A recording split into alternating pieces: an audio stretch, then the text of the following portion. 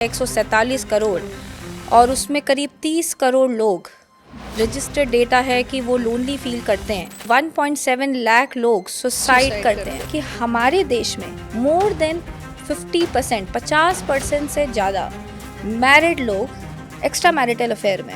कभी ना कभी कोई ना कोई सेफ्टी कंसर्न्स आते हैं तो पेरेंट्स लड़कियों को बोलते हैं कि बेटा बाहर मत निकलो या इधर मत जाओ, स्कूल से लौटो। मैं फ़ोन किया कि मुझे एक फादरली फिगर चाहिए। हम लोग एक सेलिब्रिटी लॉन्च करने जा रहे हैं नेक्स्ट वीक, बॉलीवुड से हैं, उन्होंने बहुत अच्छा स्पेस में काम किया है। तो मुझे लगा कि क्यों ना एक ऐसा प्लेटफॉर्म तैयार करें, क्यों ना एक ऐसी दुनिया तैयार करें जहां पर इन अकेलेपन से गुजरते लोगों को एक जवाब मिल सके, उनसे बात करने वाला कोई मिल सके। क्योंकि कई बार दुनिया की हर चीज़ आपको मिल सकती है लेकिन आपको आपसे बात करने वाला कोई नहीं मिलता। हमारे यहाँ काउंसलर्स भी कहते हैं कि लोगों को ना सैडनेस और डिप्रेशन में फ़र्क नहीं समझ में आता। There is a journey. आज मैं अकेली हूँ, अगले साल तक मैं अकेली हूँ, कोई है ही नहीं मेरे को सुनने वाला। हमारी देश में लोनली लोग जो होते हैं उनसे हार्ट इश्यूज होने के 32% चांसेस हैं। अर्ली डेथ के चांसेस करीब मोर देन 40% है। एक इंसान जो 20 लोगों के साथ एक ही परिवार में रह रहा है फिर भी वो लोनली हो सकता है। So lonely is not being alone.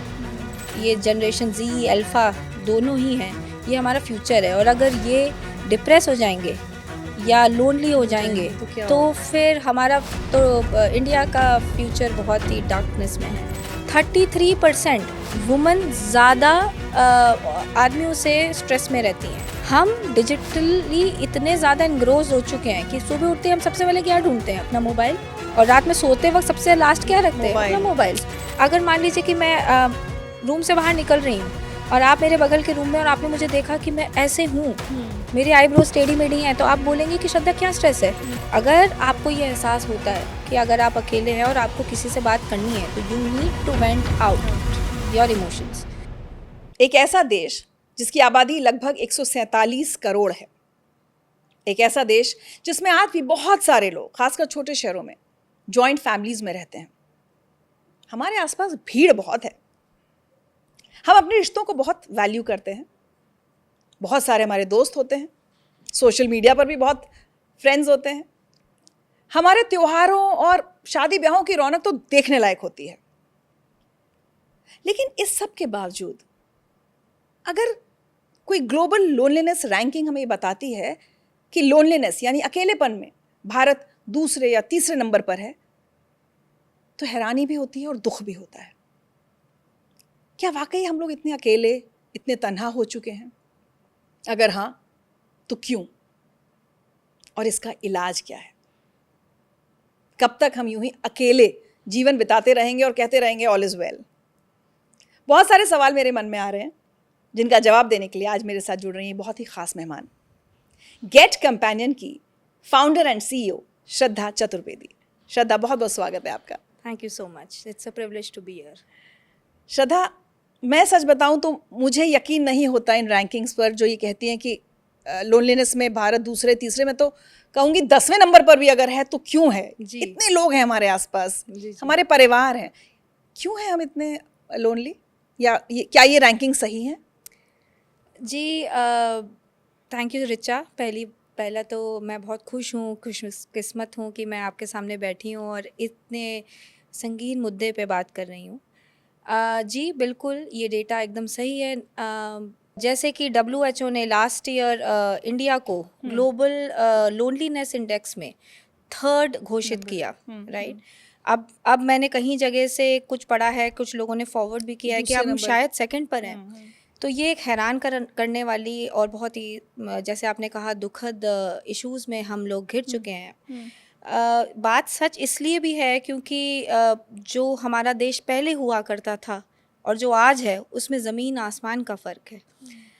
मैं बहुत श्योर हूँ कि आप इससे रिलेट करेंगे कि आज हमारे आसपास जो लोग भी रहते हैं, नेबरहुड में, कहीं दूर ना जाएं, नेबरहुड में भी देखें तो जो सीनियर सिटीजन्स हैं, बुजुर्ग वर्ग है, वो काफ़ी अकेले रह रहे हैं क्योंकि उन्होंने अपने बच्चों को पढ़ाया, विदेश गए, कहीं ना कहीं Tier 1 या Tier 2 सिटी से भी लोग निकले, विदेश गए या कहीं और गए, तो वो अकेले होते गए। सिमिलरली जो लोग निकले वो इतनी दूर चले गए कि उनको भी अकेलापन महसूस हुआ। तो आज हम इस प्रॉब्लम में हैं, और इस प्रॉब्लम के बारे में कितने लोग सोच रहे हैं और कितना ज़्यादा इसको सीरियस ले रहे हैं, ये ज़रूरी है देखना और उस पे काम करना। और मैंने गेट कंपेनियन के द्वारा ये एक फ़र्स्ट स्टेप फॉरवर्ड किया है हमारी कंट्री के लिए, एंड होपफुली इसमें और लोग भी आएंगे, हमसे जुड़ेंगे, कंपटीशन आएगा। बहुत दुखद बात है कि इसको एक बिज़नेस और व्यापार की तरह करना पड़ रहा है। उसके भी बहुत कारण हैं जो हम आगे बात करेंगे, लेकिन मैं खुश हूँ कि मैं कुछ अपने देश के लिए कर रही हूँ, उन लोगों के लिए कर रही हूँ जिनकी समस्या कोई समझ नहीं पा रहा है, वो अपनी समस्या बता भी नहीं पा रहे हैं, और अल्टीमेटली वो गर्त में जा रहे हैं। जैसे आपने बताया 147 करोड़, और उसमें करीब 30 करोड़ लोग, रजिस्टर्ड डेटा है कि वो लोनली फील करते हैं।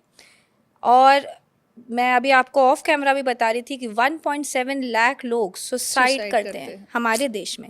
तो ये सुसाइडल थॉट्स तो डिप्रेशन से आते हैं, और डिप्रेशन पहले कैसे शुरू होता है, वो लोनलीनेस से ही शुरू होता है, और फिर वो क्लिनिकल डिप्रेशन बन जाता है। तो ये बहुत ज़रूरी है कि हम इस बारे में काफ़ी गंभीर भी प्रॉब्लम है ये। तो अब गेट कंपेनियन पर आते हैं। क्या है गेट कंपेनियन? जी, गेट कंपेनियन भारत का एक पहला ह्यूमन प्रेजेंस प्लेटफॉर्म है to support people, emotional support basically देने के लिए। ठीक। तो इसमें दो तरीके की सर्विसेज हैं। एक तो ऑनलाइन, जो बहुत आसान है देश के कोने कोने तक पहुंचाने के लिए, चाहे आप गांव में रहते हो, हम सब जगह हर जगह नेटवर्क से कनेक्टेड हैं, चाहे आप टियर 1 सिटीज़ में हो या ग्लोबली भी हम लोग कई क्लाइंट्स को इंटरेक्शन कर रहे हैं। तो ऑनलाइन सर्विसेज में चैट, कॉल्स और वीडियो कॉल्स भी हैं, जिसमें बेसिकली हमारे जो लोग हैं, हमारे 100 से ज़्यादा एम्प्लॉयज़ हैं जो इमोशनल सपोर्ट करते हैं, अलग अलग लोग जो अलग अलग समस्याएं लेके आते हैं। ठीक। और दूसरा सेट ऑफ सर्विसेज हैं जो इन पर्सन विजिट है, जैसे कि डेफिनेशन समझ में आ जाती है इन पर्सन विजिट से कि किसी से मिलना, उनके लिए कोई हेल्प करनी, चाहे वो बहुत आसान सी चीज़ हो कि बस उनसे बातें करनी हो, या उनको कहीं पिलग्रिमेज में ले जाना हो, या उनको कोई शॉपिंग करनी है और उनके बच्चे नहीं हैं और वो करना चाहते हैं कुछ, अपने घर में कोई वेडिंग है उसके लिए, या उनको शायद मोबाइल सीखना है, कंप्यूटर सीखना है, तो मुझे वो सिखा दो बेटा। तो वो या जनरेशन जी की अगर कुछ एग्जांपल्स कोट करूं, तो बहुत सारे बच्चे जो हैं वो स्ट्रगल कर रहे हैं अलग अलग इश्यूज से। कि अभी हाल ही में एक लेडी हैं, उन्होंने हमें कांटेक्ट किया अपनी बेटी के लिए, शी 22 जो बेटी हैं। अब उनको अपने पेरेंट्स से बहुत शिकायत है कि आपने मुझे दोस्त बनाने नहीं दिए, और अब मैं, क्योंकि ऐसे कंट्री में कभी ना कभी कोई ना कोई सेफ्टी कंसर्न्स आते हैं, तो पेरेंट्स लड़कियों को बोलते हैं कि बेटा बाहर मत निकलो या इधर मत जाओ, स्कूल से लौटो। जी, वो प्रोटेक्टिव हो जाते हैं। तो उस बच्ची के कुछ दोस्त नहीं बने। अब उसको इतनी हिचकिचाहट होती है, खास करके मेल लोगों से बात करने के लिए, कि वो उसको एंग्जाइटी होती है कि मैं इन लोग से बात नहीं कर सकती हूँ, मेरे को सिर्फ लड़कियाँ चाहिए जिनसे मैं बात कर लूँ। तो उसकी प्रॉब्लम हमसे शेयर करी मदर ने, और हमने एक मेल कंपेनियन बहुत ही स्पेशल रिक्वेस्ट पे भेजा। जनरली हम मेल कंपेनियंस फीमेल्स के नहीं भेजते हैं और फीमेल के लिए मेल्स नहीं भेजते हैं, बट यहाँ हमने मदर को रिक्वेस्ट किया कि आप रहिएगा बच्चे के आसपास, एंड ये इंटरेक्शन शुरू हुए और बच्ची अब धीमे धीमे कॉन्फिडेंस गेन कर रही है। एट द सेम टाइम एक अनदर एग्जाम्पल है, the lady is 40 years old, और वो एक एक्सीडेंट से गुजरी। Physically and mentally she is completely fit, लेकिन उनके साथ दिक्कत ये हो गई कि उन्होंने वो जो कॉन्फिडेंस लूज़ किया, तो अब वो बाहर निकलती हैं तो उनको शोर से बहुत डर लगता है कि मैं फिर से मुझे एक्सीडेंट हो जाएगा, मैं गाड़ी तो चला ही नहीं सकती, मैं गाड़ी में बैठ भी नहीं सकती। तो वहाँ मेरी एक कंपेनियन गई और उनके साथ धीमे धीमे दोस्ती करी, कुछ बात नहीं करी, कहीं बाहर नहीं जाना, पहले हम दोस्ती करते हैं। दोस्ती करने के बाद एक दिन वो भी आया कि चलो एम्बियंस मॉल चलते हैं, आज कॉफ़ी पी के आते हैं, मेरे साथ चलो। और ये आज हम ऐसी लास्ट वीक मुझे ये खबर मिली, और ये सारी चीज़ें, ये सारे मोमेंट्स एक जो एहसास देते हैं हमें खुशी का कि जो हम चेंजेस ला रहे हैं दुनिया में या अपने देश में लोगों की ज़िंदगी में, बड़ा प्रोत्साहित करता है हमारे पूरे एंडेवर को। तो अब वो जो 40 year old लेडी हैं वो जॉब ढूंढ रही हैं, और उनके फादर का फ़ोन आया और स्पेशली मुझसे बात करना चाहते थे कि मैं आपको थैंक करना चाहता हूँ, आपके फाउंडर से बात कर सकता हूँ। तो जी, ये सारी चीज़ों में हम घिरे हुए हैं, और वहीं एक प्लेटफॉर्म चाहिए, और वही प्लेटफॉर्म हमारा है इन पर्सन विजिट का। और ऑनलाइन सर्विसेज का। सो ऑनलाइन मतलब आप वेबसाइट के थ्रू हम आपसे संपर्क कर सकते हैं या ऐप है? जी, ऑनलाइन वेबसाइट तो है ही, बट साथ में क्योंकि एंड्रॉयड ऐप और आईफोन ऐप में बहुत समय लगता है बनाने में, एक सेफ प्रोटोकॉल वाला, तो हम लोगों ने वेबसाइट के द्वारा लास्ट नवंबर में जब कंपनी लॉन्च करी तो वो शुरू करी, अभी उसी से चल रहा है। बट एंड्रॉयड का ऐप भी अब अवेलेबल हो गया है, वो हमारा अप एंड लाइव है। आईफोन का इन डेवलपमेंट स्टेज है, तो वो जैसे ही होगा वो अनाउंसमेंट पब्लिकली जाएगा। पर श्रद्धा, आप इतनी अमेजिंग बात बता रही है। एक तो आपकी बातें सुनकर मुझे लगा, क्योंकि शुरू में मुझे ऐसा लगता था ये तो ज़्यादातर बुजुर्गों के लिए हो गया, भाई बच्चा बाहर है, अकेलापन। लेकिन अब आपकी बातें सुन के लग रहा है हर एज ग्रुप, वो अकेलापन अलग अलग तरह से हो सकता है। लेकिन अब आपने इतनी वैरायटी ऑफ नीड्स बता दी कि किसी को हो सकता है सिर्फ बात करनी हो, किसी को शॉपिंग जाना हो, तो कैसे आपने कैटेगरीज बनाई हुई हैं आपकी ऐप जी, पर जी, कि जी, आप क्या बिल्कुल। करना चाहते हैं? देखिए, हमारे वेबसाइट पे अगर आप जाएंगे तो आप देखेंगे अराउंड 65 सर्विसेज, और वो भी मेरे ख्याल में होलिस्टिक लिस्ट नहीं है, एग्जॉस्टिव नहीं है। हाँ, कोई नई चीज़ बता नई नई सकती चीज़ें है। आती हैं तो हम ऐड करते रहते हैं। जैसे कि किसी का फ़ोन आया कि मुझे डूडलिंग करनी है, मुझे तो डूडलिंग पहले पता ही नहीं था कि क्या होती है, तो इस हिसाब से मैंने लोग हायर करने शुरू किए। तो अलग अलग इंटरेस्ट एरियाज़ हैं और लोग अलग अलग चीज़ों के लिए कांटेक्ट करते हैं, पर बाय एंड लार्ज अगर कोई इंसान किसी और को बुला रहा है तो बॉटम लाइन तो सेम है कि वो बंदा अकेला है या अकेली है, और उसको अपने वेवलेंथ का या अपने इंटरेस्ट एरिया का या अपना कंपेनियन नहीं है उसके पास, तभी वो कोई दूसरे पर्सन को बुला रहा है। और अगर इंटरेस्ट एरिया सेम है तब तो वाह।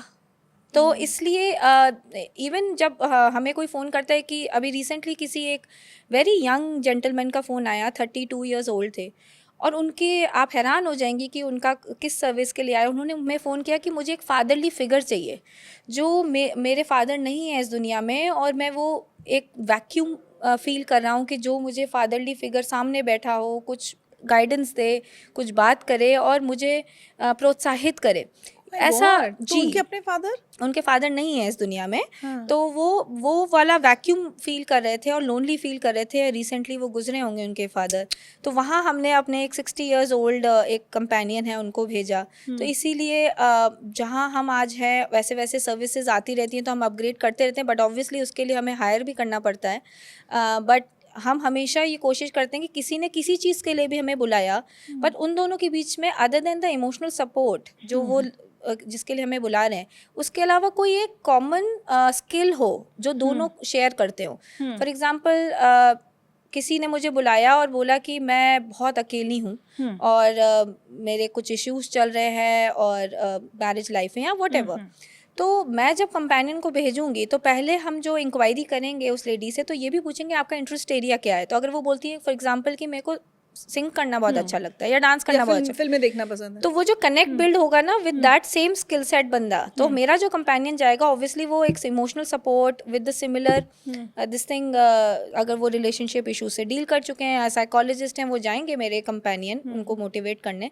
एट द सेम टाइम एक स्किल सेट और लेके जाएंगे जो एक उनका match बैरियर। करते हैं। जी, तो इस तरीके से मेरी सर्विसेज हैं और हम लोग उसको अपग्रेड करते रहते हैं with the time. My God, आप बिलीव नहीं करेंगे, 2-4 दिन पहले मेरी कहीं बात हो रही थी और मैं किसी ने मुझे कहा कि जापान और चाइना में ऐसा होने लगा है कि लोग इतने इतने अकेले हो गए, शादियां नहीं की, परिवार नहीं है, तो कई बार रोल प्ले करने के लिए वो लोग हायर करते हैं कि I want to hire a husband for a day, I want to hire a son for a day, ऐसे। जी। और मेरे मन में ख्याल आया था कि इंडिया में तो ये होता ही नहीं होगा। Although I think get companion को हम एग्जैक्टली इससे तो वो नहीं रख सकते ना कि नहीं ऐसा है ये। नहीं, देखिए, सन ऑन अ कॉल तो एक तरीके से यही हुआ ना, लेकिन husband on a call, boyfriend on a call, girlfriend on a call तो ऑब्वियसली नहीं। ये हमारा प्लेटफॉर्म ना डेटिंग ऐप है ना रोमांटिक कॉन्वर्सेशन अलाउड है, तो वो तो बिल्कुल क्लैरिटी से वेबसाइट पे मेरे मार्केटिंग स्ट्रैटेजीज के द्वारा हम ये Clear है। कम्युनिकेट कर चुके हैं। ठीक। बट इसके अलावा son on a call, grandson on a call, इस तरीके से तो एक वही बात हो गई ना। हाँ, बिल्कुल वही बात हो गई कि अब बेटा अब बाहर रह रहा है विदेश में, उसके फादर को बहुत अच्छा लगता है चेस खेलना और बेटा नहीं खेल सकता है, तो वो हमें बुक करेगा, और जब वो हमारा कंपेनियन जाएगा और कंसिस्टेंटली जाएगा, तो वो जो सीनियर सिटीजन है वो तो उनके साथ रिश्तेदारी एक तरीके से कि मेरे बेटा आ गया। Oh my God. जी, तो वही एक इमोशंस की बात हो रही है। और इमोशंस क्या है ना कि इतना एक डेलिकेट एहसास है कि वो ना तो वैसे पैसे से तो ख़रीदा ही नहीं जा सकता, फिर भी ये हमारी कोशिश है कि हम जिन लोगों को हायर करते हैं वो बहुत काइंड हो। इंटरव्यू प्रोसेस भी ऐसा ही है कि जिसमें इट्स नॉट अबाउट कि तुम्हें एक्स आता है या वाई आता है, जेड आता है। बहुत केयरफुली 3 लोग देखते हैं कि एज अ ह्यूमन बीइंग ये इंसान कैसा है। I wanted to come to that. या जी। सच बताऊं आपको, मतलब बहुत अच्छा लग रहा है सुन के कि आपकी एक ऐसी सर्विस है, बट बड़ी आयरनी है कि अंदर अंदर दुख हो रहा है कि हमें एक सर्विस की ऐसी ज़रूरत पड़ने लगी है। बिल्कुल, हम वहाँ आ चुके है हैं ना, यहाँ आ चुके हैं, लेकिन अच्छा लग रहा है कि चलिए आप जैसे किसी व्यक्ति ने ये सोचा कि सर्विस की ज़रूरत है और उसको लेकर आए। कमिंग टू कंपेनियंस, ये हायरिंग बहुत मुश्किल हो सकती है आपके लिए, जी। क्योंकि एक भी कोई ख़राब निकला। अच्छा, जो इससे पहले जो आप कह रही हैं ऑनलाइन, उसमें ऑडियो एंड वीडियो कॉल्स दोनों तरह से होते जी हैं? जी जी। तो आई गेट टू चूज़ कि मुझे आपके कंपेनियन हाँ से जी, कैसे हाँ बात जी, करनी है, हाँ ऑडियो जी, पर या वीडियो बिल्कुल, पर, है ना? तो अब हम आते हैं उसकी क्वालिटी पर, वो कितना इम्पोर्टेंट है। बिल्कुल। और हर एज ग्रुप में आप हायरिंग कर रही हैं, वो थोड़ा बताइए उस कंपेनियंस के बारे में। देखिए, हमारे पूरी कंपनी का आधार ही हमारे लोग हैं। सब कुछ एक तरफ और बाकी कंपेनियंस एक तरफ। एग्जैक्टली। और जैसे कि आपने सही कहा कि एक भी इंसान मैं अफोर्ड नहीं कर सकती हूँ कि गलत हो। तो उसके लिए सबसे पहली चीज़ है सही हायरिंग, दूसरी है ट्रेनिंग, और तीसरी है मॉनिटरिंग, कि हम मॉनिटर करते जा रहे हैं कि मेरी ट्रेनिंग याद है ना कि हमें ये चीज़ें नहीं करनी, ये चीज़ें अलाउड नहीं हैं, इसके ये रिपरकशंस हो सकते हैं आपको भी और हमें भी। तो वो सारा प्रोटोकॉल मैं आपको 2 मिनट में बताना चाहूँगी कि हायरिंग हमारी ऐसी होती है कि पहली बात है कि हम गिग वर्कर्स नहीं रखते हैं। ये सारे मेरे एम्प्लॉयज़ हैं। ठीक। करीब 30 लोग मेरे ऑफिस से काम करते हैं गुड़गांव में, क्योंकि उन लोगों के लिए मैंडेटरी है कि अगर वो कहीं गुड़गांव में इन पर्सन विजिट पे जा रहे हैं तो वो अपने घर से आएंगे तो लेट हो जाएंगे, तो वो 30-35 लोग मेरे यहाँ एनी टाइम काम करते हैं ठीक। वर्किंग आवर्स में। उसके अलावा जो मेरे करीब 70-80 लोग हैं वो वर्क फ्रॉम होम करते हैं। अच्छा। क्योंकि मुझे टैलेंट का पूल चाहिए था और ऑल ओवर द कंट्री से चाहिए था। मैं गुड़गांव में क्यों रिस्ट्रिक्ट करूं, मैं इस तरीके से कि एम्प्लॉयमेंट भी जनरेट कर रही हूँ अपनी कंट्री में। तो उस तरीके से मैंने वो वर्क फ्रॉम होम वाले अपने एम्प्लॉयज़ चुने। अब ये सारे लोग मिलके ऑनलाइन सर्विसेज करते हैं, तो उनके लिए सबसे ज़्यादा इंपॉर्टेंट प्रोटोकॉल है कि वो हायर जब हो रहे हों तो उनको वो सारी चीज़ें बता दी जाएं। पहले देखा जाए कि वो कैसे इंसान है।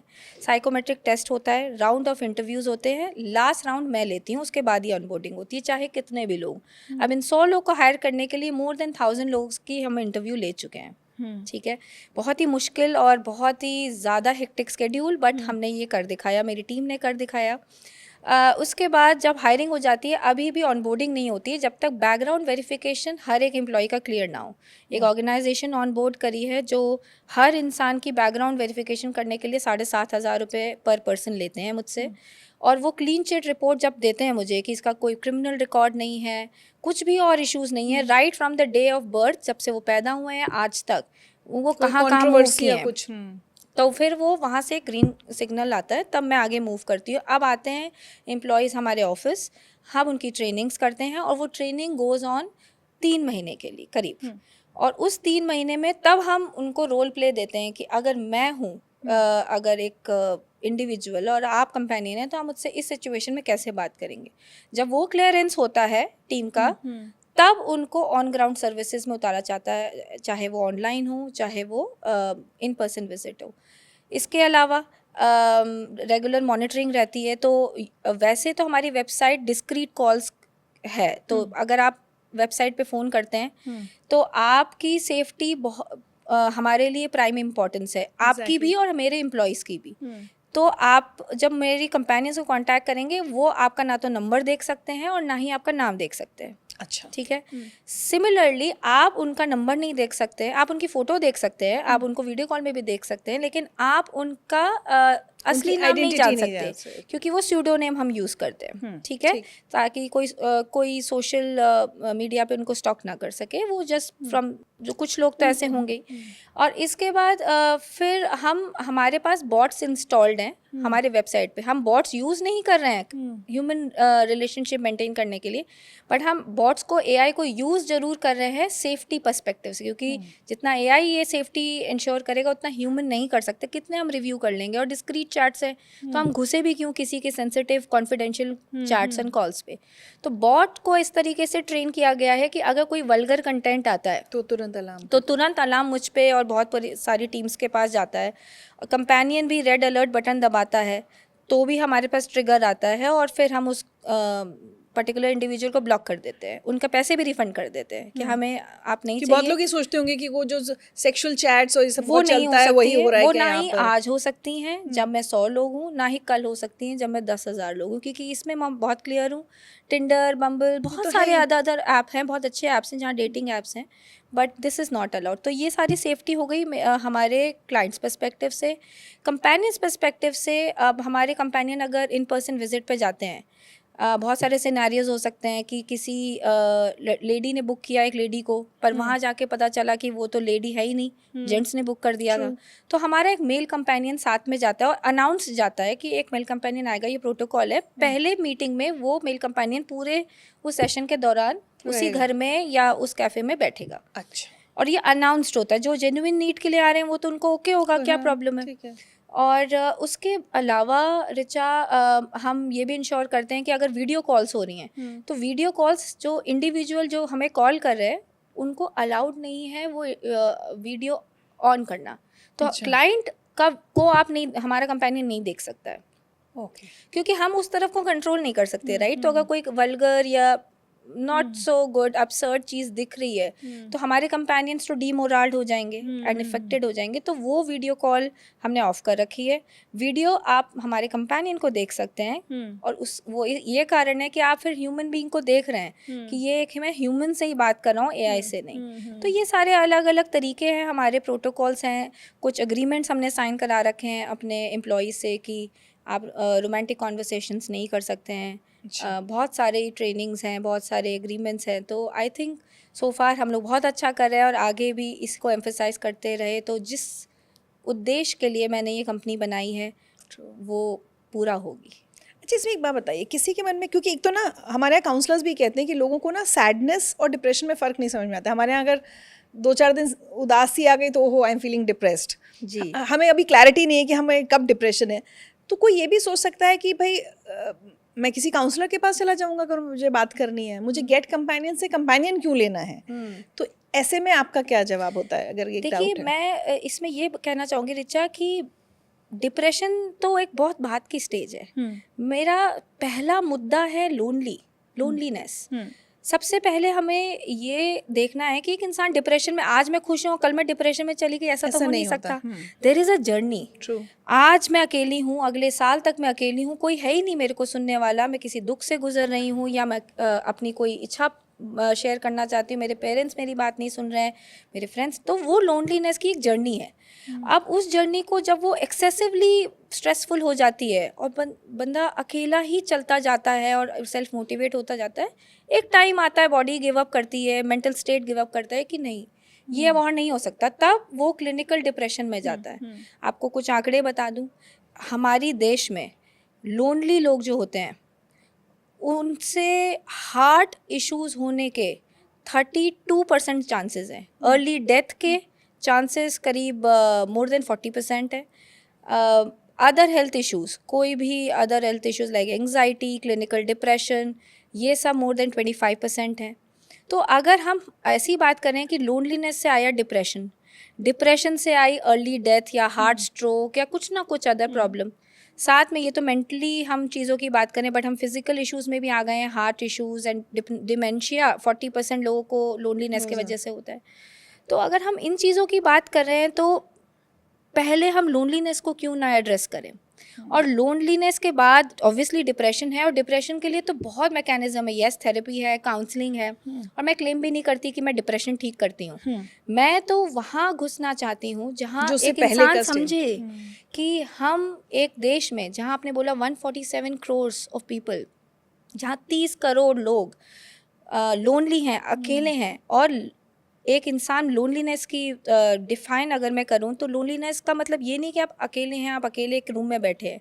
एक अकेला इंसान 36, मेरे मदर की जो घर है, मतलब मेरा मायका जो है, उसमें 36 रूम्स हैं, 36 rooms. I come from a royal family, तो जयपुर में एक हवेली है जिसमें उनके 36 रूम्स हैं, but she is a very positive lady. मैं सोचती हूँ कि वो अकेली कैसे रह लेती हैं। आप अकेली कैसे लेती? बोले मैं अकेली कहाँ हूँ, मैं तो बहुत खुश हूँ। और एट द सेम टाइम एक इंसान जो 20 लोगों के साथ एक ही परिवार में रह रहा है, फिर भी वो लोनली हो सकता है। So lonely is not being alone.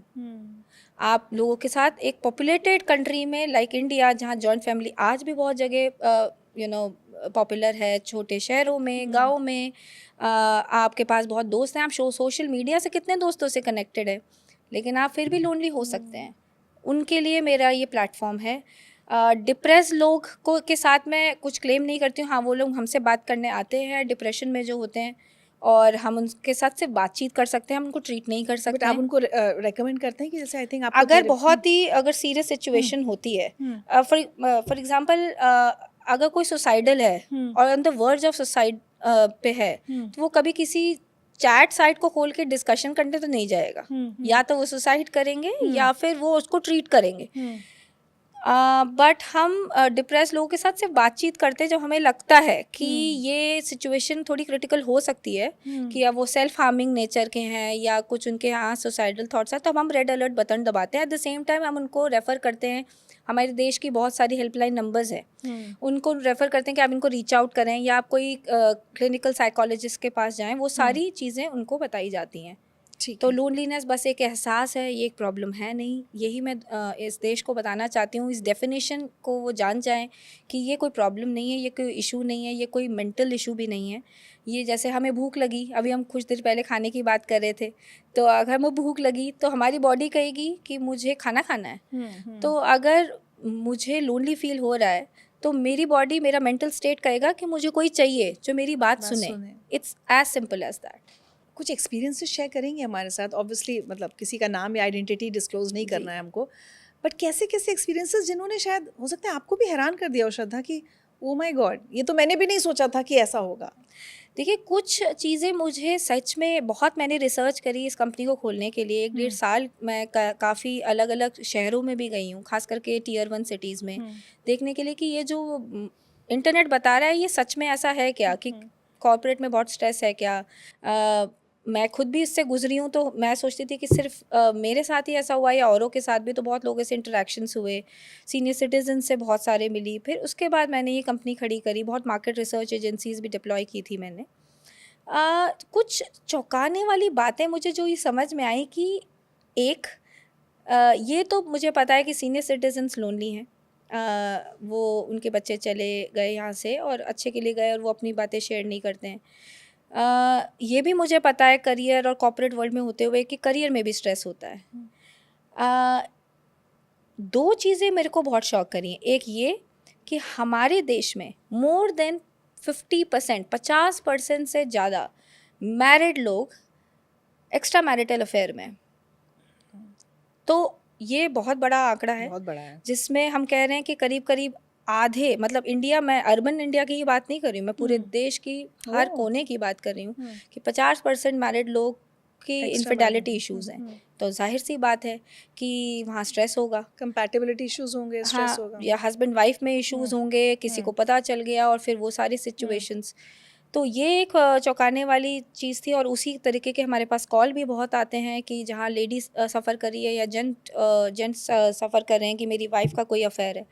दूसरी चीज़ जो मेरे लिए चौंकाने वाली है वो बच्चों की स्थिति। आप अपने और मेरे बचपन में अगर हम टाइम मशीन में हों और अभी जाएं, तो सोचिए, हमें कभी ये सोचना पड़ता था कि हमें कंपेनियन चाहिए। हम घर आते थे, बैग फेंकते हुए जाते थे, और पिटते थे, कितने पिटते थे और कहते थे मम्मी खाना तो खा लो, भाड़ में गया खाना, मुझे मेरे दोस्त के पास जाना है। हम एक जन निकलते थे, 20 बच्चे आ जाते थे, फिर वापस आएंगे खींच के। जैसे जैसे खाना खाया, ट्यूशन में गए, वहाँ अलग लेवल के दोस्त। ना मोबाइल फोन से ना कुछ थे, हम तो सोचते थे तब भी हम कनेक्टेड थे। अगर हमें मम्मी पापा से झाड़ पड़ गई तो हमें बाहर दोस्त कहता था, अरे छोड़ ना यार, चल अपने पिट्टू खेलते हैं। तो हमारे लाइफ में कोई स्ट्रेस था ही नहीं। अब इसको कंपेयर करते हैं हमारे अपने बच्चों के उस ज़िंदगी से, कि आज बच्चे तो वही हैं, उनको भी फिजिकल एक्टिविटी ज़रूरी है। आज हम लोग कितने मिलेनियल पेरेंट्स कितनी कोशिश करते हैं कि मेरा बच्चा लॉन टेनिस खेल ले, गिटार बजा ले, कुछ भी बाहर खेल ले, स्क्रीन को छोड़ दे। पर दिक्कत ये है कि एक तो ये कि मैं अपने बेटे को भी चिढ़ाती हूँ कि जब वो अपने फ्रेंड को फ़ोन करता है, हम लोग एक अच्छे जगह पे रहते हैं, गुड़गांव में अच्छा कॉन्डो है, और वो अपने फ्रेंड को फ़ोन करता है तो फ्रेंड कहता है कि boss I am in the middle of something. तो जब मैंने सुना ये बात, I am in the middle of something, एक 9th क्लास का बच्चा ये बोल रहा है I am in the middle of something, is it a meeting और अ बोर्ड मीटिंग और like some high end tender you are signing. तो ये मैं हंसने लगी, अपने बेटे को भी चिढ़ाती हूँ। और फिर जब वो उससे मिलने जाएगा तो मोस्ट ऑफ द टाइम वो बच्चा जो है मेरे बेटे का अपॉइंटमेंट कैंसिल कर देगा कि बॉस मैं ना गोल्फ से लेट हो गया या मैं ना कहीं और चला गया। तो मेरा बेटा बहुत डिप्रेस हो जाता है कि ये क्या है मम्मा, हम कहाँ आ गए, हम तो वहीं अच्छे थे जयपुर में या कोलकाता में। तो ये अर्बन इंडिया की बहुत बड़ी प्रॉब्लम है। और हम अगर अपने बचपन से कंपेयर करें तो ये बच्चे हमारा आज देश का फ्यूचर है। आज जो ये जनरेशन जी अल्फ़ा दोनों ही हैं, ये हमारा फ्यूचर है। और अगर ये डिप्रेस हो जाएंगे या लोनली हो जाएंगे तो क्या तो होगा? फिर हमारा तो इंडिया का फ्यूचर बहुत ही डार्कनेस में है। तो कोई ये क्लाइंट चीज़, का मैं चाहती हूँ कोई एक्सपीरियंस। हाँ, क्लाइंट का एक्सपीरियंस जैसे कि मैंने आपको बताया, सबसे सबसे ज़्यादा एक मोमेंट था मेरे लिए कल रात को ही, जब मैं, एक क्लाइंट हैं जो मेरे हस्बैंड के फ्रेंड के फादर हैं। तो वो हमारे साथ मैग्नोलियाज़ में ही रहते हैं एंड उनका फ़ोन आया कि मिलते हैं। हम लोग नीचे सूफ़ी सॉन्ग्स सुन रहे थे हमारे रेस्टोरेंट में, तो नीचे आए वो, और आते ही वो हमारे गले लग गए और उन्होंने बोला कि तुमने तो मेरे फादर की लाइफ ही चेंज कर दी। तो मैंने और विनीत ने बोला कि, मतलब मेरे हस्बैंड का नाम विनीत है, कि क्यों, हमने क्या किया? बोले आपने जो कंपेनियंस भेजे, मेरे फादर बोलते हैं कि मुझे इन कंपेनियंस की ज़िंदगी का हर एक मिनट चाहिए, ख़रीद लो, और मेरी 10 साल उम्र तुम लोगों ने बढ़ा दी। तो वो एक बहुत ही स्पेशल मोमेंट था जब हमारे पास ये फीडबैक आया, एक मीनिंगफुल फीडबैक आया। इसी तरीके से मैंने कुछ एग्जांपल्स आपको इन पर्सन विजिट के बताए, मैं कुछ ऑनलाइन के एग्जांपल्स बताऊं कि लोग आईआईटी के बच्चे, आईएम के बच्चे, यूपीएससी के एग्ज़ाम देने वाले बच्चे, सीए के एग्ज़ाम लिखने वाले बच्चे आते हैं, डिस्कस करते हैं अपने प्रॉब्लम्स। हमारे जो कंपेनियंस हैं वो अलग अलग एजुकेशन से हैं। कुछ लॉयर्स हैं जो ये पैशनेटली लोगों के लिए कुछ करना चाहते थे, लॉ नहीं करना चाहते थे पर लॉ की डिग्री कर ली है। कुछ सीएज़ हैं, कुछ इंजीनियर्स हैं, साइकोलॉजिस्ट हैं। तो अलग अलग एजुकेशन करके अपनी डिग्रीज पाके वो फिर भी ये करना चाहते हैं अपने देश के लिए, तो वो मेरे से जुड़े। और वो बताते हैं अपने अपने एक्सपीरियंसेस कि लोग आते हैं अपना स्ट्रेस लेके करियर में प्रमोशन नहीं हुआ, मैंने बहुत मेहनत करी थी। तो ये एग्जांपल्स भी बहुत ज़रूरी हैं हमें देखने की। हम एक जर्नी से गुजरते हैं, हो सकता है प्रमोशन हमें नहीं मिला बट वो वहाँ लाइफ नहीं एंड हो रही है। तो इस तरीके से हमारे कंपेनियंस उनको मोटिवेट करते हैं। कंपेनियन का रोल क्या होता है? सिर्फ सुनना या थोड़ा बहुत जजमेंट या कुछ नहीं। सलाह भी दे देना? आप ये भी नहीं, आपकी नहीं। ट्रेनिंग का हिस्सा होता होगा ना? जी जी जी बिल्कुल, हमारा पहला रूल है देयर इज़ नो जजमेंट।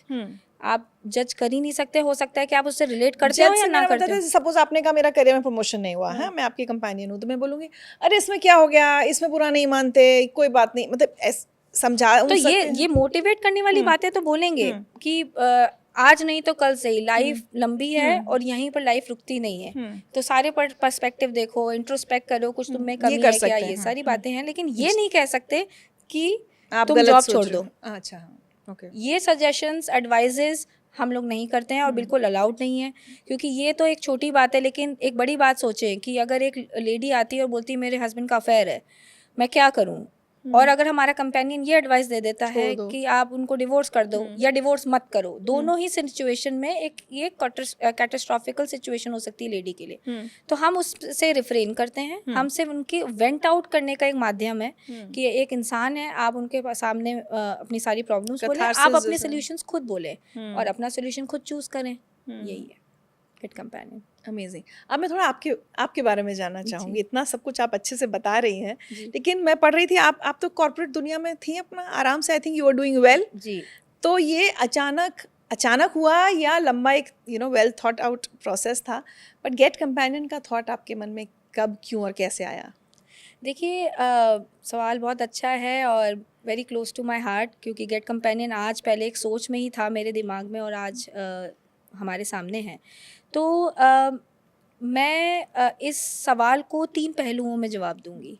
पहला पहलू है फाइनेंशियल स्टेबिलिटी का, कि मैंने और हम सब ने बचपन से आज जहाँ भी हैं एक जर्नी देखी है। हमारे पेरेंट्स की जो एक स्टेबल जॉब में थे, एक सेट इनकम थी, लग्जरी नहीं थी, बट कंपेनियंस बहुत थे, खुशहाली बहुत थी, इमोशंस बहुत थे। लेकिन बहुत चीज़ों की कमी थी, बहुत अच्छे कपड़े, बहुत ब्रांडेड, ये सब नहीं, चीज़ें हम नहीं, सोचते भी नहीं थे। टॉमी हिलफिगर हम जानते थे, ये एलवी और कुछ नहीं गुची तो पता। कुछ ही नहीं समझ में आता था, अभी भी वो एग्जिस्ट करता था। और उसके बाद फिर जहाँ आज मैं हूँ वहाँ मिडिल क्लास से एक ultra high net worth individuals के आसपास रहती हूँ। वहाँ से जर्नी आज जहाँ आई है, बहुत सारी उतार चढ़ाव देखी है मैंने। बच्चा तो दिल तो वही बच्चा है जो वहीं जाना चाहता है, जयपुर की उन गलियों में, और वहीं सुकून ढूंढता है। लेकिन ये सब पाने के चक्कर में हम लोगों ने जो अपने उतार चढ़ाव देखे, स्ट्रेस देखे, वो एक पहलू है। दूसरा पहलू ये है कि कॉर्पोरेट, तो जब मैं एक जूनियर लेवल पे थी, एसोसिएट लेवल पर, एनालिस्ट लेवल पे, टू द लीडरशिप लेवल, मेरे अंडर 250 लोग थे, 250 chartered accountant in my last job. तो मैं हमेशा सोचती थी कि अभी तो एनालिस्ट हूँ ना, जब मैं लीडर बन जाऊँगी तब मेरे हाथ में कमान होगी, तब मैं दिखाऊंगी दुनिया को कि मेरी लाइफ में स्ट्रेस नहीं है, मज़ा ही मज़ा है। तो ये सोचते सोचते मैं लीडर बनी जिस दिन, उस दिन मुझे पता चला कि सबसे ज़्यादा स्ट्रेस तो वहीं है। तो वहाँ भी सुकून नहीं मिला। और तीसरा पहलू है एक औरत का, जो आप भी रिलेट करेंगी कि पहले सोचते थे कि फादर के अंडर है तो चलो एडजस्ट कर लो, जब शादी हो जाएगी तब हम अपने हिसाब से जिएंगे। फिर हम शादी हो जाती है, फिर वहाँ होता है कि नहीं अकोमोडेट करो, अरेंज हो या लव मैरिज हो। हमारा सिस्टम आज भी है कि हमें सास ससुर, फिर बहुत रिश्तेदार, ऐसे देखो वैसे। मुझे शादी के स्टेज में जाते वक्त भी मेरी मदर बोली थी कि नीचे देखो ऊपर मत देखना, वरना एरोगेंट सोचेंगे। तो इतनी इंस्ट्रक्शंस। तीसरा, जब आप बच्चे हो जाते हैं आपके, तो आप सोचते हो कि अरे ये तो बच्चे हैं, इनको तो मैं अपने उंगलियों पे नचाऊंगी, लेकिन आप इतने सेल्फ सैक्रिफाइसिंग होते हैं कि नहीं, इनके हिसाब से हम नाच रहे होते हैं। तो ये तीनों पहलू से मैं ये कहना चाहूँगी कि एक छोटे शहर से निकली हुई एक लड़की जयपुर से पढ़ने के लिए नेदरलैंड्स जाना was a cultural shock for me. Coming to a corporate world, बहुत बड़ी बड़ी अकाउंटिंग फर्म्स में काम करना was a corporate shock to me. शादी होना उस दौरान, तो मैरिज रिलेटेड इश्यूज का शॉक, another level, relationship shock to me. और वो एक नॉर्मल प्रक्रिया है। बट यहाँ से मैं निकली कैसे, मेरा कंपेनियन कौन था? तो मेरे 2 कंपेनियन थे, एक मैं खुद, पर मुझसे भी ज़्यादा प्यारा कंपेनियन मेरे पति।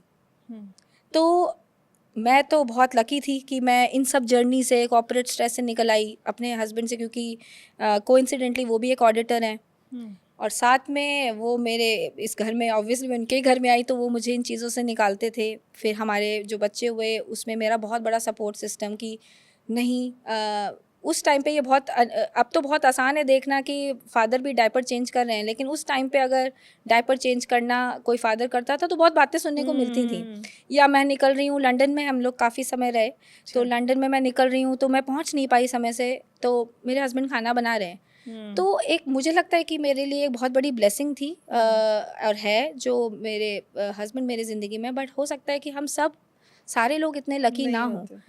तो इसीलिए मैंने एक ऑडिटर, आज भी मैं एक ऑडिटर हूँ, आज भी मैं मेरे हस्बैंड की जो कंपनी है इंटरनेशनल शेयर सपोर्ट सेंटर, उसकी ऑडिट की हेड हूँ। अच्छा, तो वो मेरा एक जॉब है। But at the same time I wanted to do कि कुछ मैं अपने जो जिस चीज़ से मैं गुजरी हूँ उससे मैं कैसे लोगों को बाहर निकालूंगी। शायद इस जरिए तो ये गेट कंपेनियन फिर स्थापित हुआ, और फिर धीमे धीमे अब भगवान की दया से हम लोग को ये देश बहुत एक्सेप्ट कर रहा है। हम लोग एक सेलिब्रिटी लॉन्च करने जा रहे हैं नेक्स्ट वीक, बॉलीवुड से हैं, उन्होंने बहुत अच्छा इस स्पेस में काम किया है। तो वो सारा मोटिवेशन इसीलिए आ रहा है क्योंकि हमारा देश समझ रहा है कि हमें लोग चाहिए जिनको हम वेंट आउट करें, अपनी सारे भड़ास निकाल दें। वो जो मैंने पिछले पॉडकास्ट में भी ये बात बताई थी कि करीना कपूर की मूवी शाहिद कपूर के साथ, जिसमें इस फोटो को फाड़ दो और फ्लश कर दो, तो वो एक्चुअली इट वर्क्स एंड वो ज़रूरी है, और वही रोल मेरे कंपेनियंस करने की कोशिश कर रहे हैं। कहीं ये डाउट, जैसे मैंने शुरू में इतने आपसे सवाल पूछे ना कि इंडिया में चलेगा क्या, क्या हम लोग, एक तो हमारे यहाँ तो अभी थेरेपी में जाने के लिए इतना टैबू है जी। अगर मैं जाके किसी को बोलूँ कि अरे तुमको अकेलापन हो रहा है कि ये एक सर्विस अवेलेबल है, तो पहले उसको ना भले कितनी ज़रूरत होगी लेकिन वो हिचकिचाएगा। वो जी। तो इस एक्सेप्टेंस को लेकर आपके मन में कितना डाउट था कि पता नहीं ये सोसाइटी अभी इतनी मेच्योर हुई है हमें एक्सेप्ट करने के लिए? नहीं, देखिए बहुत लोगों के दिमाग में अभी भी ये सवाल है, वो टैबू है, वो स्टेरियोटाइप है कि मैं जज कर लिया जाऊंगा कि क्या मेरे मेंटल इशू है। तो इसलिए बहुत सारे लोग लोनलीनेस पे बात कर रहे हैं। हार्वर्ड की एक स्टडी है, 1938 में शुरू हुई थी, मोर देन 70-80 ईयर्स हो गए, और तब कंक्लूड होके अल्टीमेटली पता है क्या कंक्लूजन निकला, कि एक इंसान को इंसान की ज़रूरत है खुश होने के लिए। क्या ये हमें नहीं पता कि Harvard world renowned institute is doing ये स्टडी का कंक्लूजन निकाला। आपको पद पैसा कोई चीज़ नहीं खुशी दे सकती। जी बिल्कुल नहीं। और BR अम्बेडकर इंस्टीट्यूट बैंगलोर की एक स्टडी है जिसमें बोला जा रहा है कि 33% वुमन ज़्यादा आदमियों से स्ट्रेस में रहती हैं। अब वो चाहे कॉर्पोरेट में हो, चाहे घर पे काम करते हो, चाहे दोनों काम करते हो, लेकिन लेडी अपने अंदर सारे इमोशंस रखती हैं और बाहर नहीं निकालती हैं। सबसे ज़्यादा ज़रूरी है हमें हेल्दी होना, और हम हेल्दी फिज़िकली नहीं मेंटली भी रहने। अगर हम मेंटली अगर हेल्दी नहीं है तो हम फिज़िकली भी हेल्दी नहीं रह सकते। अभी कल ही मैं एक DD न्यूज़ पे एक सुधीर चौधरी जी का एक शो देख रही थी, और मैं काफ़ी कुछ रिलेटेबल देखती हूँ। मैं और मेरे हस्बैंड रात में जब सब सो चुके होते हैं, वो उन्होंने बोला कि क्या आप जब सुबह उठते हैं तो आपको अपनी छाती भारी लगती है क्या, आपको थकान सी लगती है, आपका मन करता है क्या कि हम सोते रहें? और हम में से कितने ऐसे लोग हैं जो सोचते हैं कि यार ऐसा लगा सोए नहीं, क्या फिर से और सो जाएं, क्या पूरे दिन लेटे रहें, क्या आज छुट्टी ले लें? तो उसका कारण क्या है? उसका कारण ये नहीं कि हम ज़्यादा काम कर रहे हैं अपने पेरेंट्स से, वो भी उतना ही काम कर रहे थे। हम डिजिटली इतने ज़्यादा इनग्रोज हो चुके हैं कि सुबह उठते हम सबसे पहले क्या ढूंढते हैं? अपना मोबाइल। और रात में सोते वक्त सबसे लास्ट क्या रखते हैं? अपना मोबाइल। दिन भर हम क्या करते हैं? दिन भर हम लैपटॉप पे काम करते हैं अपने ऑफिस में, शाम को आते हैं टीवी देखते हैं, और फिर हम रील्स तो हमारी लाइफ की मैंडेटरी हिस्सा है। तो अगर हम इतना डिजिटल में हैं, 70-80% मेरा टाइम, आप एक रेस्टोरेंट में जाइए तो अगर 12 लोग का भी झुंड बैठा हुआ है, चाहे वो दादी दादा पोता पोती, सब डिजिटली बात कर रहे हैं। और एक बड़ा अच्छा इंटरेस्टिंग ऐड देखा था मैंने कुछ समय पहले, जिसमें एक बर्थडे पार्टी में बच्चे सेलिब्रेट करने आए हैं, मतलब बच्चे इन द सेंस के जनरेशन जी, प्रिटी ग्रोन अप, और सब बच्चे जो बर्थडे बॉय है उसको मैसेज करें happy birthday happy birthday happy birthday, जबकि बर्थडे बॉय वहीं बैठा है। तो उसी में तो हम हैं आज। तो जी बिल्कुल, आपके सवाल का जवाब ये है कि पहले तो हमें अपनी चिंता करनी है, और मैं इस बात पे बहुत काबिल तारीफ़ है जनरेशन जी की वो दुनिया की फ़िक्र नहीं करती। वो कहती हैं कि हमें वो करना है जो सही है।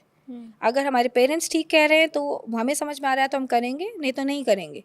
इसी तरीके से उनको ये समझने की बात है कि अगर आपको ये एहसास होता है कि अगर आप अकेले हैं और आपको किसी से बात करनी है, तो you need to vent out your emotions. Senior citizens तो रियलाइज़ करते ही हैं कि हमें लोग चाहिए और हम अकेले हो गए हैं। और अगर सिंगल स्पाउस है, अगर कोई एक स्पाउस पहले चले गए हैं दुनिया से, तो उनको तो ये अवेयरनेस है ही कि लोग को नहीं रिप्लेस कर सकते। और बच्चों के लिए पेरेंट्स अगर सोचेंगे तो आई थिंक बहुत हेल्दी उनका लाइफस्टाइल होगा। अगर वो फिज़िकल एक्टिविटी ज़्यादा करेंगे, डिजिटल दूर रहेंगे, ये जंक फूड से दूर रहेंगे। जंक फूड इसको ये भी मैंने एक स्टडी पढ़ी कि 2 कारण हैं डिप्रेशन के, चिल्ड्रन के मेंटल हेल्थ क्वोशंट जो होता है MHQ, वो लो होने के, क्योंकि एक तो वो डिजिटली इतने एक्टिव हैं और दूसरा जंक फूड। तो ये तो, और इन्हीं दोनों से पेरेंट्स आजकल नहीं बचा पा रहे हैं अपने बच्चों को। जी बिल्कुल। और अगर हम देखें तो एप्पल के ओनर ने अपने बेटे को 18 ईयर्स ओल्ड तक नहीं दिया। और मेरी भी कोशिश यही है, मेरे बच्चे के पास लैपटॉप नहीं है, मेरे बच्चे के पास फ़ोन नहीं है, और बुक्स होनी चाहिए। बुक्स हैं, प्ले स्टेशन है, उससे मैं नहीं बचा पाई, बट अगेन उसके सेट फिज़िकल एक्टिविटीज़ हैं। और एक्चुअली ये आइडिया मुझे ये स्ट्रॉन्ग हो गया जब मैंने देखा कि ये इतना प्ले स्टेशन करने लगा है, वो करे क्या मई जून की छुट्टियों में। तो मैंने कंपेनियन हायर किया। कैट कंपेनियन बनने से पहले ही एक मेरी बहन है, छोटी अपनी बहन, चंडीगढ़ में रहती हूँ, ये बच्चे को जॉब चाहिए, तो मैंने कहा इसको मैं जॉब घर पे ही देती हूँ। उसको मैंने हायर किया और उसको मैंने बोला तुम्हें बस इसके साथ रहना है। और वो बच्चा पढ़ा लिखा है, बहुत शालीन बच्चा है। अब वो लोग दिन भर सिर्फ खेलते हैं, खेलो, कुछ मत पढ़ाई करो, कोई बात नहीं है, एक्टिविटीज होनी चाहिए। हाँ, एक्टिविटीज़ होनी चाहिए। और फिर मुझे आइडिया है कि इट इज़ वर्किंग। अभी मेरे बच्चे का बोर्ड रिजल्ट्स आए, वो भी बहुत अच्छे आए, कोई ज़्यादा मेहनत नहीं करनी पड़ी। तो उसका कारण क्या था, क्या चेंज था? और प्री बोर्ड्स में मेरा बेटा फेल हो गया था, और अभी बोर्ड्स में उसके 100 में से 84 मैथमेटिक्स में आए, जिसमें वो फेल हुआ था। तो what was the change? I didn't do anything, मैं तो वही हूँ, मैं तो और बल्कि बिजी हो गई हूँ गेट कंपेनियन में। It was the change of that companion. Can you believe it? तो दिस वर्क्स। बट आप अपनी उसमें सर्विसेज में बच्चों को तो नहीं वो मतलब how can you hire children ना? नो नो नॉट चिल्ड्रन, ये ग्रेजुएट है तो जो नहीं हम नहीं, बात आई एम टॉकिंग अबाउट, जैसे आपने कहा था ना कुछ लोगों को लगता है मेरा कोई ग्रैंडसन हो या हाँ कुछ तो हो, ग्रैंड सन ही हो गए ना, कोई 70 साल का है और मेरा तो 20 साल उनके का लिए जो अगर हाँ बंदा आपका जा रहा है तो वो कंपेनियन ग्रैंड यंग सन है। ही की तो एज हो गई. So we hire everybody is more than 18 years old, but minimum of a graduate तो 20-22 साल के तो वो होते सारे हैं. होते हैं। टियर 2 टियर 3 सिटीज, इनसे डिमांड्स आती हैं आपके पास? तो देश के हर कोने से हमें कॉल्स आ रहे हैं, चैट्स आ रहे हैं, और ये प्रॉब्लम्स हर जगह हैं. क्योंकि सीनियर सिटीजन्स वहाँ पे भी लोनली हैं, बच्चे चले गए हैं. एक ये वर्क से आ रही है, और एक और कि अगर इनफिडेलिटी इश्यूज हैं तो मैंने आपको जो आंकड़ा बताया वो ऑल ओवर इंडिया का है. तो कहीं हम बचे नहीं हैं इस प्रॉब्लम से. तो अगर वहाँ पर अगर कोई स्ट्रेस है रिलेशनशिप में तो वहाँ से भी आ रही हैं कॉल्स. तो टियर 2 और 3 में भी लोनलीनेस है, बट कॉर्पोरेट स्ट्रेस जो हाई एंड कॉर्पोरेट स्ट्रेस है वो मेट्रोपॉलिटन्स में में मेजरली है, तो वहाँ से कॉल्स आती हैं. और सोचिए हमारे पास कॉलीग्स हैं, हमारे पास फ्रेंड्स हैं, हमारे पास अपनी फैमिली है, लेकिन उसके बावजूद हमें एक कंपेनियन चाहिए. वो बिल्कुल. एक कमी कहाँ हो रही है इंटरपर्सनल रिलेशनशिप्स में, हम कहाँ फेल हो रहे हैं ये बहुत नहीं समझ में बहुत आ रहा ना, कि हमको एक बाहर से एक पर्सन चाहिए हो रहा है. जी. अमेजिंग. अब देखिए बिजनेस तो है ही, जैसे आपने कहा कि दुख है कि मतलब इसको बिजनेस की तरह करना पड़ा, लेकिन है इसमें आपको प्रॉफिट और लॉस और रेवेन्यू इस सब में पढ़ना पड़ेगा. बिल्कुल. तो जब आप बैठ के सोचते हैं कि आपके लिए गेट कंपेनियन क्या है, इज़ इट लाइक कि आप कोई सोशल कॉज के लिए काम कर रही हैं, या आपके लिए एक स्टार्टअप है और एंटरप्रेन्योर के उससे देखती हैं आप? जी, तो मैं इसको सबसे पहले तो एक सोशल कॉज के लिए कर रही हूँ, लेकिन आप ये सोचिए कि अगर मुझे लोगों तक अच्छे लोग पहुँचाने हैं, जो मेरे एम्प्लॉयज़ हैं, तो उनको तो अपनी ज़िंदगी चलाने के लिए एक फ़ाइनेंशियल कमिटमेंट है उनका, अपने फैमिली के लिए, अपने लिए, तो सैलरी चाहिए होगी. तो अगर मुझे सैलरी देनी है तो मुझे कुछ तो कमाना होगा ताकि मैं उनको सैलरी दे सकूँ, वो कॉस्ट रिकवर कर सकूँ. But at the same time मैं इसको अगर एक बॉम्ब प्राइस रख दूँगी, एक रेट ऐसा रख दूँगी जो अनअचीवेबल होगा, तो मैं लोगों तक नहीं पहुंच पाऊंगी और मेरा वो मेजर ऑब्जेक्टिव डिफीट हो जाएगा. तो इसलिए अगर आप मेरे वेबसाइट पे देखेंगी तो कॉल्स 5 रुपये से शुरू हो रही हैं. चैट कॉल्स और ऑडियो कॉल्स 5, 10, 8 पे, 15 पे भी हैं, डिपेंडिंग ऑन एक्सपीरियंस. तो अगर हम एक दुकान पे काम करने वाले की ही बात करते हैं, एक लेमैन की बात करते हैं, तो अगर वो 10 मिनट में अपने जो भी आज की भड़ास है वो निकाल लेता है, तो 50 रुपये की वो कॉल हुई. तो हम ऐसी एक सर्विस की बात कर रहे हैं जहां अगर मैं किसी और एप्लीकेशन पे बात करती हूँ, कोई भी मैं किसी का नाम नहीं लेना चाहूँगी, बट अच्छी अच्छी एस्ट्रोलॉजी की वेबसाइट्स हैं. अरे थेरेपी के लिए लोगों का आजकल मिनिमम आई थिंक सबसे कम होगा तो 1,000 रुपये घंटा 1,000 रुपये होगा. और अगर परमानेंट एस्ट्रोलॉजी के कॉल्स भी आप करेंगे जहाँ पर सबसे इनएक्सपीरियंस बंदे से भी आप बात करेंगे तो 40 रुपये पर मिनट पे आप पेमेंट कर रहे हैं, और मैं वहाँ 5 रुपये की बात कर रही हूँ. तो ये एक सोशल कॉज इस तरीके से एड्रेस करता है कि जहाँ मैं अपने एम्प्लॉयज़ को पेमेंट भी कर सकूँ, क्योंकि मैं कोई मिलियनेयर तो हूँ नहीं कि मैं कहीं, या मेरे को कोई इन्वेस्टर्स हों. ये मेरी बूटस्ट्रैप कंपनी है, मैं इन्वेस्टर्स को नहीं लाना चाहती. इन्वेस्टर्स मुझे कांटेक्ट करते हैं. क्यों? बट उसका कारण ये है रिचा कि मैं इस कंपनी को एक जिस कारण से बनाई हूँ, जो कॉज है, जो ऑब्जेक्टिव है, वो अगर इन्वेस्टर्स को अभी ले आऊँगी तो डिफीट हो जाएगा, क्योंकि इन्वेस्टर्स आते ही उनकी अपनी कंडीशंस होंगी, कॉस्ट कम करो, कैसे भी लोग लाओ, कॉल्स करो, और हो सकता है एक दिन ऐसा भी आए कि ये बोले कि अच्छा इस टाइप के कॉल हैं, कोई बात नहीं, रोमांटिक कॉन्वर्सेशन इतने हो रहे हैं, बट वो मेरा पूरा ऑब्जेक्टिव डिफीट हो गया. तो मैं चाहती हूँ कि वो इन्वेस्टर्स तब आए मेरे पास. अभी तो इसलिए आ रहे हैं क्योंकि उनको लग रहा है कि वाओ क्या आइडिया है, ये तो कमाल हो रहा है, क्योंकि हर जगह अब हम पॉपुलर हो रहे हैं, सारे न्यूज़पेपर्स, आपने भी मुझे बुलाया, ग्रेटफुल हूँ.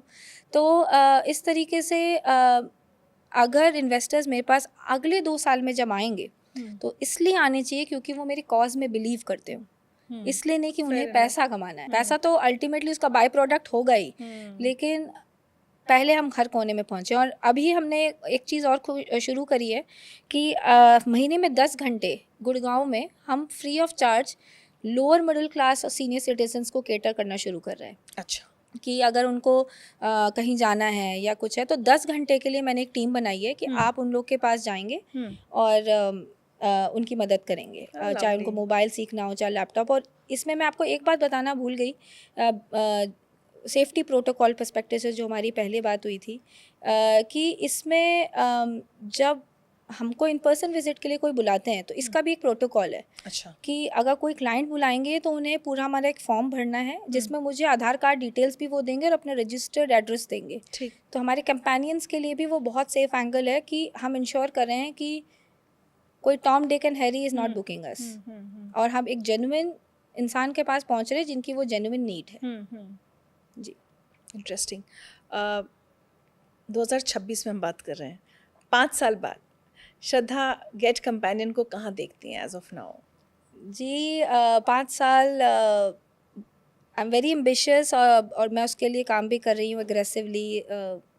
ऑलमोस्ट रोज़ 2 या 3 बजते हैं मुझे सोने में, लेकिन 5 साल में मैं ग्लोबल जाना चाहूँगी और successful Get Companion as a venture कहलाना चाहूँगी।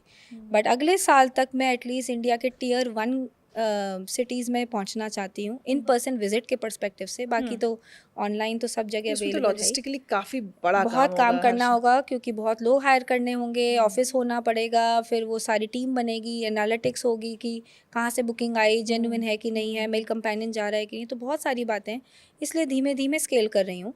तो 27 तक मेजर मेट्रोपॉलिटन्स में जहाँ कॉर्पोरेट स्ट्रेस बहुत ज़्यादा है, जहाँ तक मुझे लगता है कि जैसे पुणे है, बैंगलोर है, मुंबई है, ये सब जहाँ कॉर्पोरेट ऑफिसेज बहुत हैं, वहाँ मेरे नेक्स्ट मूव्स होंगे। 2028 में मैं शुरुआत कर दूंगी globally, step by step, starting from Europe. एक फीडबैक आपको देती हूँ, हमारे यहाँ क्या होता है, कोई भी जब स्टार्टअप शुरू होता है तो बहुत अच्छा, चाहे वो कैब सर्विसेज हो, वो क्या बोलते हैं होम सैलून सर्विसेज, सब कुछ है।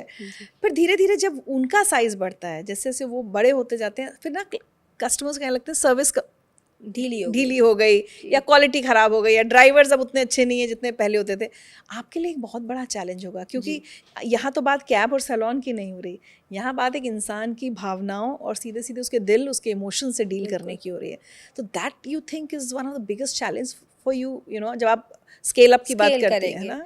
देखिए ये चैलेंज तो मेरा पहले कॉन्वर्सेशन से ही है। ये रिस्क हमेशा ये एग्जिस्ट तो करता है इस बिजनेस में कि चाहे हम एक इंसान के कॉन्फिडेंशियल डिस्कशन की बात करें और इमोशंस की बात करें या हम लाखों की बात करें, तो मेरे लिए वो उतना ही वैल्यूबल है। तो अगर ये जो प्रोटोकॉल्स हमने बनाए हैं और ये जो ट्रेनिंग मैकेनिज्म बनाई है, अगर ये एम्फेसिस हमेशा रहा, जो रहेगा, क्योंकि मैं इसके लिए हमेशा आगे फोरफ्रंट में ही रहूँगी और मैं खुद ट्रेनिंग्स करती हूँ। पहली इंडक्शन ओरिएंटेशन मैं खुद करती हूँ और मैं एक मास में करती हूँ, उसको रिकॉर्ड करती हूँ और उन लोगों को मेल पे भी भेज देती हूँ कि हमारी ये डिस्कशन हो चुकी है।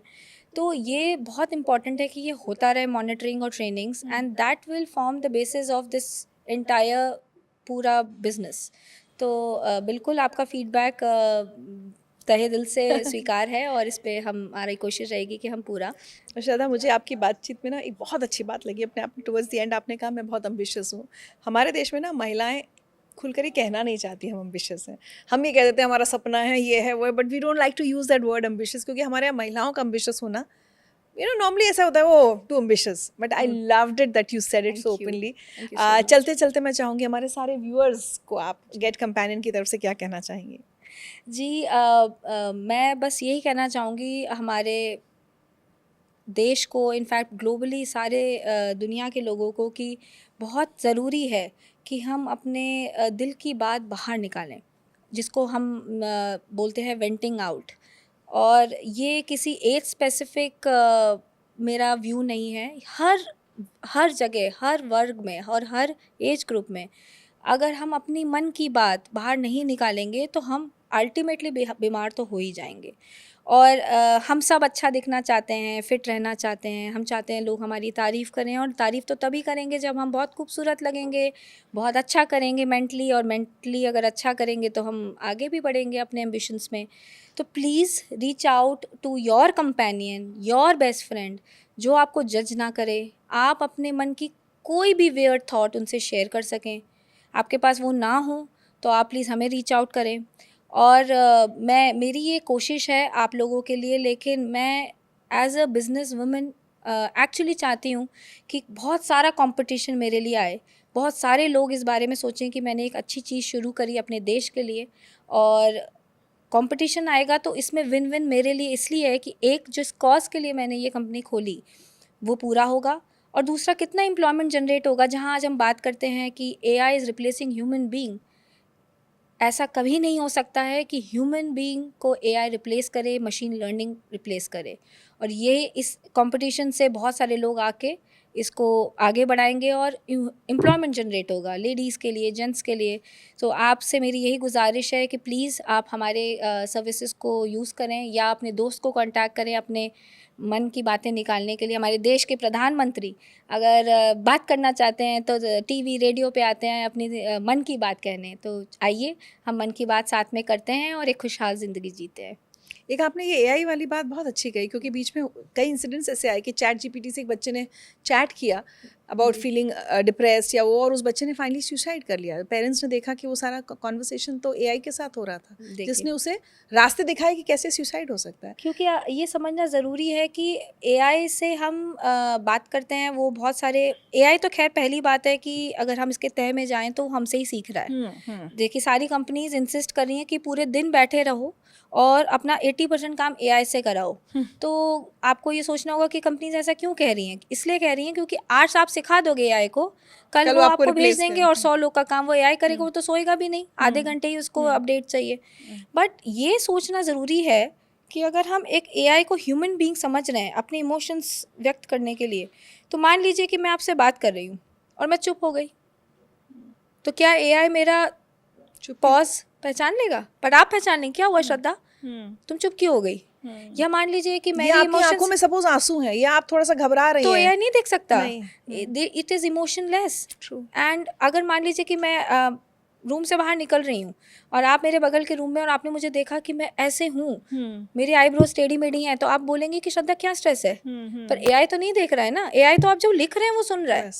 तो प्लीज़ मैं चाहती हूँ कि लोग इसको रियलाइज़ करें, एआई को टूल की तरह यूज़ करें। प्रोडक्टिविटी एनहांस करेगा, स्पीड, स्केलेबिलिटी सब लाएगा, पर कभी भी एक इंसान को रिप्लेस नहीं कर सकता। और उतनी डिपेंडेंसी मुझे लगता है एआई पे नहीं होनी चाहिए। बिल्कुल। आपसे बात करते करते हम आखिर तक आ गए हैं। मुझे वो गाना एक अचानक याद आ गया। वो गाना है ना, कोई होता जिसको अपना हम अपना कह लेते यारो, पास नहीं तो दूर ही होता लेकिन कोई मेरा अपना। बिल्कुल। तो बहुत बहुत शुक्रिया कि आप बहुत सारे ऐसे लोगों को कोई अपना एक कंपेनियन दे रहे हैं जो शायद अकेलेपन से जूझ रहे हैं। और बहुत सारी शुभकामनाएं आपको भी और उन सारे लोगों को जिनकी शायद ज़िंदगी बदल रही है आपके कंपेनियंस के लिए। और हाँ, एक बहुत बड़ा शुक्रिया आपके कंपेनियंस को भी। Thank you so much Richa, thank you for inviting me.